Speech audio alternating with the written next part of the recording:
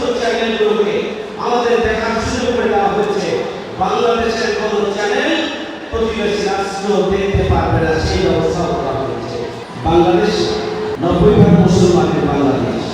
আমাদের এই বাংলাদেশে পৌত্তলিক সংস্কৃতি, পাশ্চাত্য সংস্কৃতি এবং নাস্তিকবাদী সংস্কৃতি আমাদের উপরে চাপিয়ে দেওয়া হয়েছে। আমরা পরিষ্কার করে বলতে চাই, ধর্মনিরপেক্ষতা বাংলাদেশের ছাত্র এবং জনগণকে নতুন করে শেখানোর প্রয়োজন নেই।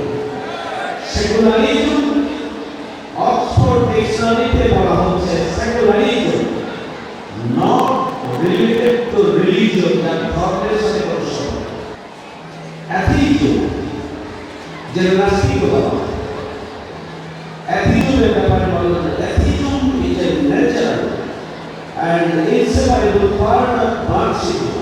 মার্ক্স বলে প্রকৃতিগত এবং অপরিহার্য অঙ্গ হচ্ছে নাস্তিকতা। একজনকে যদি মার্ক্সবাদী হতে হয় তাহলে তাকে নাস্তিক হতে হবে। একজনকে যদি ধর্মনিরপেক্ষ হতে হয় তাহলে অবশ্যই তাকে নাস্তিক হতে হবে। বাংলাদেশের 90% মুসলমানের দেশে কোন ধর্মনিরপেক্ষতাকে চাপিয়ে দেওয়া দেশের ছাত্র জনতা মেনে নেবে না।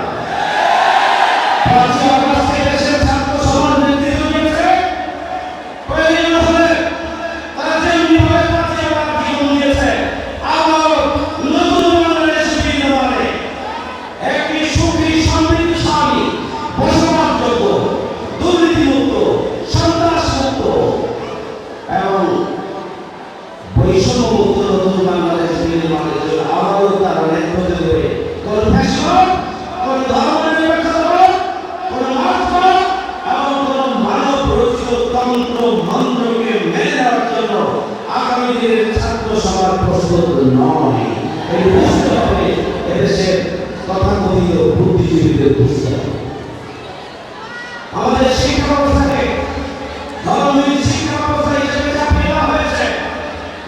এদেশের গণমানুষের আকাঙ্ক্ষা, ঈমান এবং তাহজিব গ্রন্থ, সংস্কৃতি, বিশ্বাস এবং বোধের বিপরীতে আমাদের উপরে ধর্মীয় শিক্ষা ব্যবস্থা চাপিয়ে দেওয়া হয়েছে।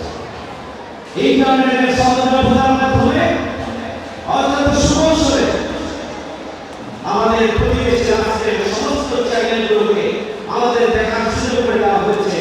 বাংলাদেশের কোন চ্যানেল প্রতিবেশী রাষ্ট্র দেখতে পারবে না, সেই ব্যবস্থা করা হয়েছে।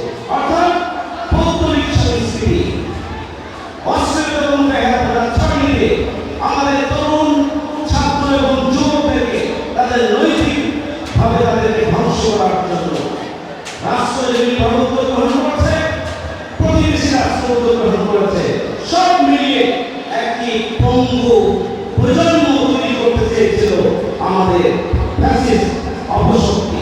কিন্তু দেশের ছাত্র সমাজ তাদের দীর্ঘ 17 বছরের সেই পরিকল্পনা, চক্রান্ত, ষড়যন্ত্র, প্রচেষ্টা, পেশারি, অর্থ সব কিছু সাফ করে দিয়ে নতুন বাংলাদেশের সূচনা করেছে। সেই চেতনাকে ধারণ করে